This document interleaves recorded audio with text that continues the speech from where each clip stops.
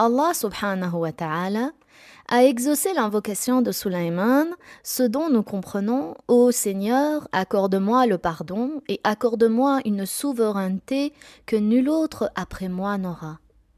Sulayman avait un très haut degré selon le jugement de Allah. Il a dirigé le bas monde d'est en ouest. Tout lui était soumis.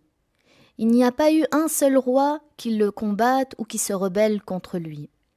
Allah Ta'ala lui a accordé une puissance, il lui a accordé la prophétie et la royauté.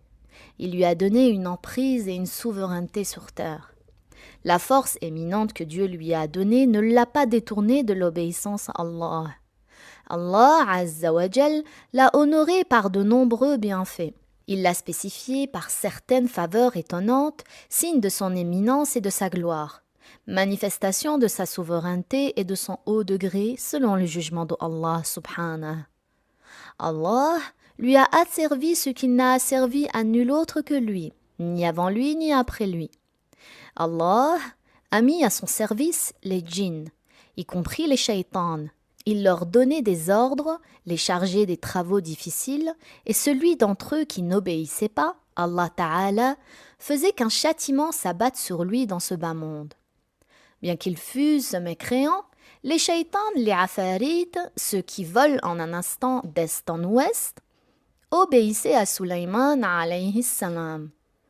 Lorsque l'un d'entre eux désobéissait à son ordre, Allah le détruisait. Allah faisait s'abattre sur lui un châtiment et ce djinn était anéanti sur le champ. Sulayman alayhi salam avait la capacité d'emprisonner les djinns qui ne lui obéissaient pas et avait la capacité de les enchaîner. Par crainte d'être châtiés, les djinns obéissaient aux ordres de notre maître Sulayman. Ils plongeaient dans les océans pour extraire des perles et des diamants du fond des mers, découpaient de grands rochers pour la construction et construisaient pour lui de hauts édifices. La ville de Tadmar, dans l'un des pays du Cham, était le siège du royaume de notre maître Sulayman alayhi salam. Les djinns l'avaient construite pour lui à partir de gros rochers, de hauts piliers de marbre blanc et jaune. Allah Ta'ala lui a également asservi le vent. Il le transportait, lui et son armée, à n'importe quelle extrémité de la terre, au moment où il le désirait. Le matin, le vent l'emmenait à une distance d'1 mois de marche, sur une sorte de grand tapis et le ramenait l'après-midi à son point de départ. Ce tapis avait une très grande vitesse de déplacement. Sa base était en bois, ils étaient immenses.